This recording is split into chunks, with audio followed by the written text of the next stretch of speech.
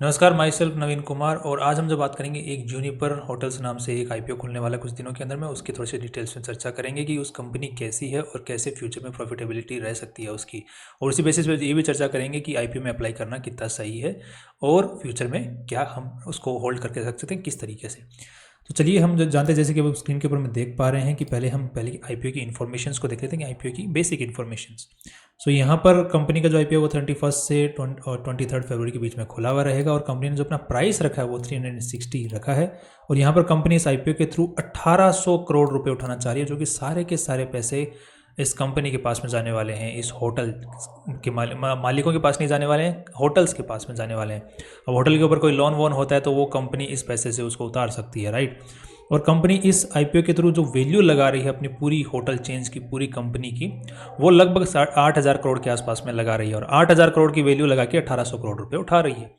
मान के चलिए कि आपके पास में गाड़ी है, उसकी 1 लाख रुपए कीमत है, आप उसमें से सिर्फ 25,000 रुपये किसी से उठाते हो और उसको बोलते हो कि महीने के अंदर में 5 दिन तो यूज़ कर सकता है इसको। तो ये हो गया कि पूरी वैल्यू आपकी गाड़ी की है 1 लाख रुपये, आपने 25,000 रुपये उठा लिया, तो 25% का मालिकाना हक उसके पास में चला गया। तो ये होता है कि जितने की वैल्यू लगाई है और कितना पैसा उस वो वैल्यू लगा के उठाया गया है। अब यहाँ पे जो मालिक लोग हैं उनके पास में 100% शेयर होल्डिंग थी इस आईपीओ से पहले, और आईपीओ के बाद में जो है वो 75% जो कि सेबी द्वारा मैंडेटरी है, उसके आसपास में ही इनकी होल्डिंग रह जाने वाली है। सो ये अपना ज़्यादा जो स्टेक है कंपनी के अंदर में दे नहीं रहे हैं। अभी इनकी मजबूरी हो गई है आईपीओ से पैसा उठाना, उसके बारे में भी चर्चा करते हैं अभी, क्योंकि प्रॉफिट्स बन नहीं रहे हैं। अगर लोन उठाएंगे तो फिर और प्रॉफिट्स नहीं बनेंगे, इसी के साथ में आईपीओ से पैसा उठाना, लोगों से उठाना इनको सबसे फिजिकल ऑप्शन लगा। अब यहाँ पे ये कंपनी करती क्या है, तो ये कंपनी होटल्स चलाती है, होटल्स को डेवलप करती है और उनको ऑन करती है, मतलब उनकी मालिक भी यही है, और साथ में ऑपरेट भी करती है। ये अलग अलग 3 काम है। डेवलप करना मतलब बनाना, दूसरा काम है कि उनकी मालिक होना उन होटल्स का, और तीसरा काम है कि उन होटल्स को चलाना। ठीक है, ये तीनों काम ये कंपनी खुद ही करती है। और जो बेसिकली जो इनकी होटल्स हैं वो लग्जरी होटल्स की चेन्स के अंदर में आते हैं, मतलब अप स्केल होटल्स की चेन्स में आते हैं। मतलब जो बेसिक होटल्स होते हैं उनकी चेन इनके पास में वो वाले होटल्स नहीं है। तो इसी के पास में इनके पास ये भी चीज़ बढ़ जाती है कि इनका जो जो साइकिल है कस्टमर्स का, जो रिच लेवल के जो कस्टमर्स हैं वो इनके मेन कस्टमर्स रहते हैं। इसी के साथ में अगर कंपनी को देखते हैं कि आज के दिन किस तरीके से प्रॉफिट कमा रही है, सो बेसिकली एसेट्स तो इनके अच्छे खासे तरीके से बढ़ रहे हैं, क्योंकि कंपनी की जैसे जैसे कंपनी ये जो कंपनी ये होटल्स और एक्वायर करती रहती है, डेवलप करती रहती है नए नए होटल्स, तो उनके एसेट्स बढ़ते जाते हैं। क्योंकि आज इनके पास एक होटल है, कल को 2 होंगे, तो दोनों होटल की कीमत तो ज़्यादा ही होगी ना। तो एसेट्स भी इसी तरीके से बढ़ते हैं, जितने होटल्स होंगे उतने, जितने कमरे होंगे उन होटल्स के अंदर में, उतनी एसेट साइज बढ़ती रहेगी। रेवेन्यूज़ कंपनी किस तरीके से पैसा कमा रही है, होटलों के पास में पैसा कमाने का एक ही तरीका होता है किराया, और दूसरे जो ऑर्गेनाइज होते हैं इवेंट्स, उनसे पैसा लेना, मतलब किराया ही लेना। सो बेसिकली कंपनी किराए के थ्रू जो है अच्छे खासे कम तरीके से पैसा कमा रही है। और यहाँ पर 22 से 23 के बीच में अच्छा खासा रेवेन्यू में जंप देखने को मिला था। बट अभी 23 से 24 में जो 6 महीने हुए हैं, जो भी 24 का रिजल्ट अभी आया नहीं है, क्योंकि मार्च में आएगा, अप्रैल में आएगा।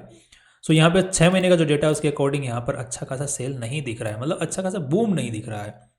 ठीक है, मतलब होटल्स को थोड़ा सा दिक्कत फेस करने को मिल रहा है, यहाँ पे होटल्स बिक नहीं रहे हैं इतने किराए पे।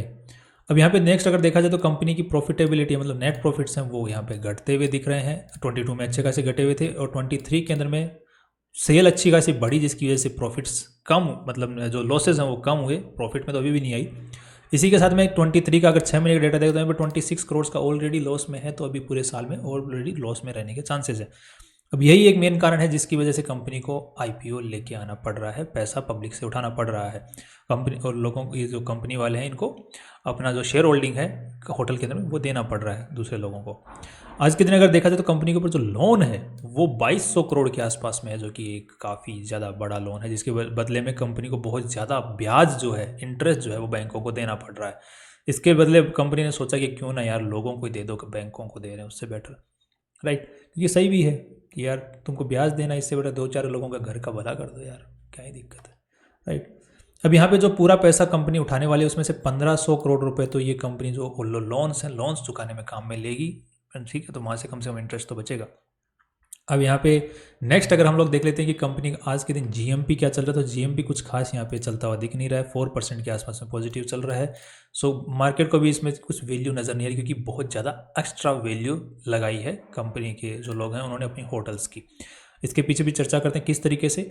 अगर हम लोग पी और पी बी रेशियो को एक बार निकाल लेते हैं तो पी रेशियो के हिसाब से कंपनी कमाई तो कुछ कर नहीं रही है, तो पी रेशियो तो नेगेटिव में है। इसी के साथ में अगर हम दूसरी होटल चेन्स के साथ में अगर कंपेयर करके देख सकते हैं उनका पी रेशियो के हिसाब से कर रहे हैं तो वो कमाई कर रही हैं, ज़्यादा नहीं कर रही हैं, बट स्टिल इस होटल के मुकाबले, ये तो नेगेटिव में की थी पिछले साल कमाई और इस साल भी नेगेटिव में, उसके मुकाबले जो दूसरी होटल चेन्स हैं वो कमाई कर रही हैं, कुछ भी कर रही हैं बट कर रही हैं। सो कंपैरिजन के हिसाब से देखा जाए तो ये कंपनी अपनी जो वैल्यू है वो थोड़ी ज़्यादा ही लगाई, कमाई कंपैरिजन के हिसाब से कम कर रही है दूसरी होटल चेन्स के मुकाबले। अगर हम कंपेयर देखते हैं तो यहाँ पे देखो EIH में 46, इंडियन में 65 का पी रेशियो, इसका 86 का है, इसका 72 का है। ज़्यादा अच्छी भी नहीं कर रही बट कर रही है, राइट।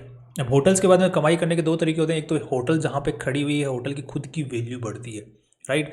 दूसरा वो कमाई करके एक्स्ट्रा कमाई ऊपर की करते हैं। तो ये समझ लिए कि आपने कोई दुकान खरीद ली, दुकान की खुद की वैल्यू भी टाइम के साथ बढ़ रही है और आप उसको दुकान के थ्रू कुछ कमाई कर रहे हैं, वो एक्स्ट्रा है, एड ऑन, आपका घर चल रहा है उससे, राइट। तो ये कंपनी की भी वैल्यू तो होटल्स की तो बढ़ रही है बट साथ में ऊपर की कमाई जो है वो नेगेटिव में जा रही है। तो होटल की जितनी वैल्यू बढ़ती है उतना तो आप लॉस लेते जा रहे हो, तो फिर वहाँ को फ़ायदा नहीं है उस एसेट का। तो इस होटल के साथ में वही केस चल रहा है अभी। इसी के साथ में अगर पी बी रेशियो देखते हैं कि आज की जो नेटवर्थ है वो 800 करोड़ की और कंपनी 8000 करोड़ के आसपास में वैल्यू लगा रही है, सो यहाँ पे पी बी रेशियो भी 10 का है। Pre IPO, post IPO 1800 crore रुपए कंपनी के पास में आ जाएंगे।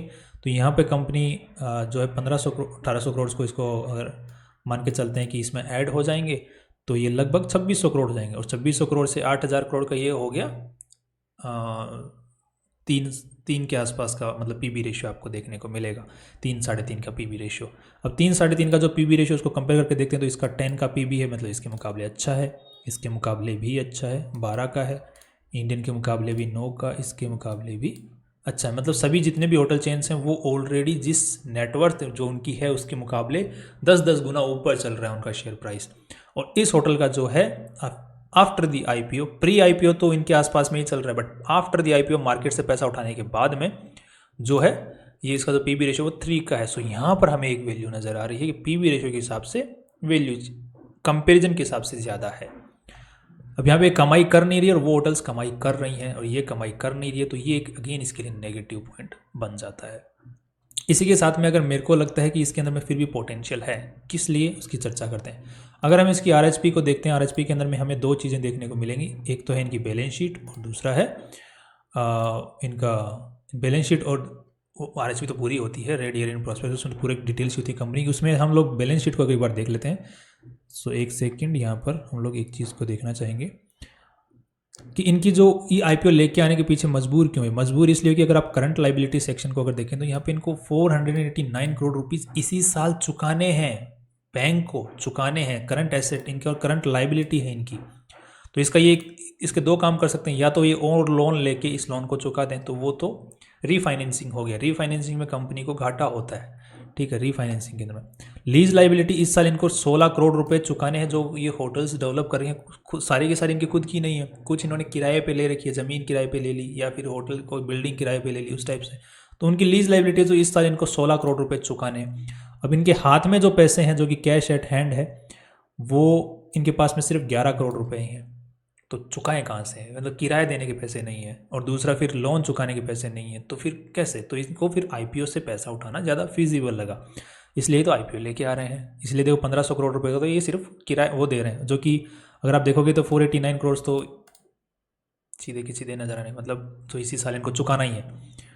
नेक्स्ट अगर हम लोग देखते हैं कि इनकी कमाई किस हिसाब से बढ़ सकती है। अब ये 1500 करोड़ का अगर जैसे लोन चुका देंगे तो वहाँ से लगभग ये जो फाइनेंस कॉस्ट है इनकी, जो 132 करोड़ रुपए इन्होंने दी है एज ए इंटरेस्ट, ये पे कर रहे हैं अपने इसके अंदर में, बैंकों को पे कर रहे हैं 132 करोड़ रुपए। तो अब मान के चलो कि इस 132 करोड़ में से लगभग इनके 100 करोड़ के आसपास में बच जाएंगे।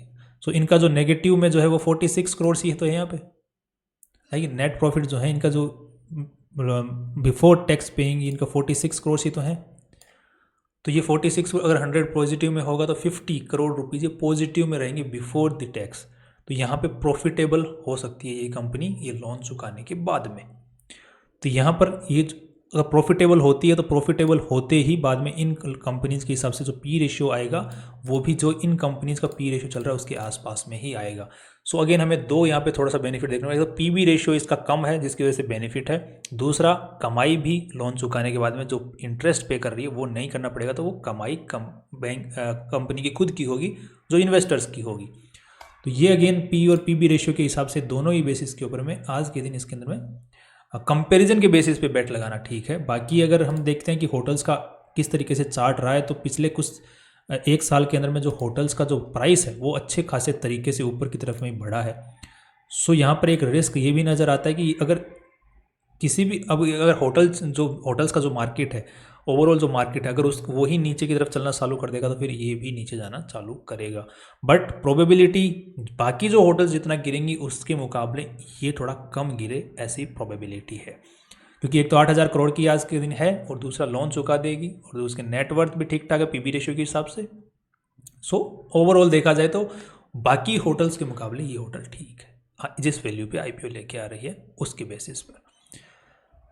That's all from our side. और इसके अंदर मैं अप्लाई मैं करने वाला हूँ कि नहीं आईपीओ के अंदर में। सो आईपीओ के अंदर में तो मेरे को इतनी वैल्यू को ज़्यादा दिख नहीं रही है, बट अगर मेरे को after the IPO I would definitely think कि थोड़ा बहुत इसके अंदर में पार्क करके पैसे को रख सकते हैं, क्योंकि अगर ये ऊपर जाती है, थोड़ी बहुत कमाई इंक्रीज होती है, तो ये पीबी रेशियो के हिसाब से ये ऊपर की तरफ में शिफ्ट कर सकता है अपने पीबी रेशियो को। इस वजह से मुझे इसके अंदर में फ्यूचर में पोटेंशियल नज़र आ रहा है, आईपीओ के अंदर में पोटेंशियल नज़र नहीं आ रहा। That's all from our side and see you tomorrow with new investment opportunities.